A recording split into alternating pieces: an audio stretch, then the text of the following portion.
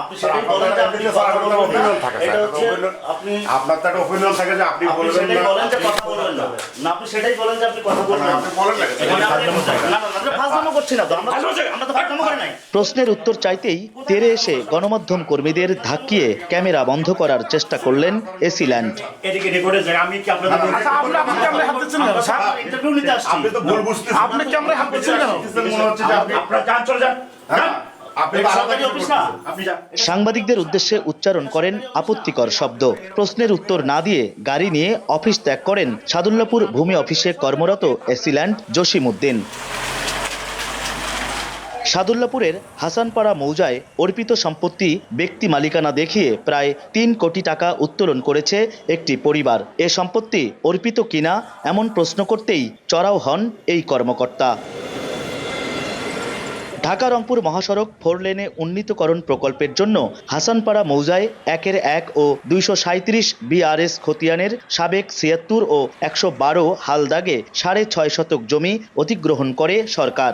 ২০২৫ সালের ২৫ নভেম্বর জমি ও স্থাপনা বাবদ ২,৫৯,৫৯৩ টাকা ৭০ পয়সা জেলা প্রশাসকের ভূমি অধিগ্রহণ শাখা থেকে ছাড় করা হয় পাশের উপজেলা পীরগঞ্জের রামনাথপুর ইউনিয়নের সাবেক চেয়ারম্যান জাহিদুল ইসলাম জাহাঙ্গীর ও তার পরিবারের সদস্যদের অনুকূলে। এই জমির মালিকানা দাবি করে আপত্তি দিয়েছিলেন একই ইউনিয়নের আসাদুল্লাহ ফারুকী। আমরা আইনগতভাবে যেটা প্রাপ্য সেটাই পেয়েছি। হ্যাঁ, এখানে অনেক শত্রুতামূলক থাকতে পারে বা বিদ্বেষমূলকভাবেও করতে পারে। খাস হলে তো টাকা পাওয়ার কোনো প্রশ্নই আসে না। আর যেখানে আমি অন্তর্ভুক্ত আছি সেখানে আমাকে কিভাবে মাইনাস করে তারা টাকা দিল একতরফাভাবে, এটাও তো আমার বুঝে আসছে না। ২০২২ সালের ২৯ ডিসেম্বর সাদুল্লাপুর এসিল্যান্ড এক প্রতিবেদনে নিশ্চিত করেন এই সম্পত্তিতে সরকারের কোনো স্বার্থ জড়িত নেই। আবার ২০২৫ সালের ২৩ এপ্রিল ধাপেরহাট ইউনিয়ন ভূমি অফিসের আরেক প্রতিবেদনে বলা হয় এই সম্পত্তিতে সরকারি স্বার্থ জড়িত আছে। ভূমি অফিসের কোন প্রতিবেদন সঠিক সেই প্রশ্ন করলে সাংবাদিকদের ওপর চড়াও হন সাদুল্লাপুরের এসিল্যান্ড। খাস জমি সংক্রান্ত কমিটির সভাপতি হলেও এ নিয়ে কোনো মন্তব্য না করে এসিল্যান্ডের মতো আচরণের পুনরাবৃত্তির হুমকি দেন ইউএনও। আপনার এটা খাস জমি কিনা এটা নিয়ে তো আমি মন্তব্য আপনার কাছে করবো না। আপনি বুঝেন সাংবাদিক সবকিছু বোঝার পরেও যদি আপনি অন্য অ্যাঙ্গেলে যান তাহলে কিন্তু ওই যে বললাম যে এসিল্যান্ডের কাছে এটা কিন্তু ধরেন ওই আচরণ তখন ওটা চলে আসে। রাজস্বের দায়িত্বে থাকা অতিরিক্ত জেলা প্রশাসক বলছেন নিয়ম মেনে প্রকৃত মালিককে অধিগ্রহণের টাকা পরিশোধ করা হয়েছে।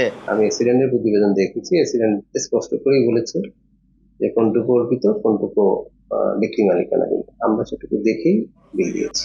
সাদুল্লাপুরের ধাপেরহাট ইউনিয়ন ভূমি অফিসের প্রতিবেদনে বলা হয় সাবেক ৭৬ দাগের ৬.৫ শতক জমি অর্পিত ক তালিকাভুক্ত, যা বাংলাদেশ গেজেটের ৪৫১০ নম্বর পৃষ্ঠার ১২৪ নম্বর ক্রমিকে প্রকাশিত হয়েছে।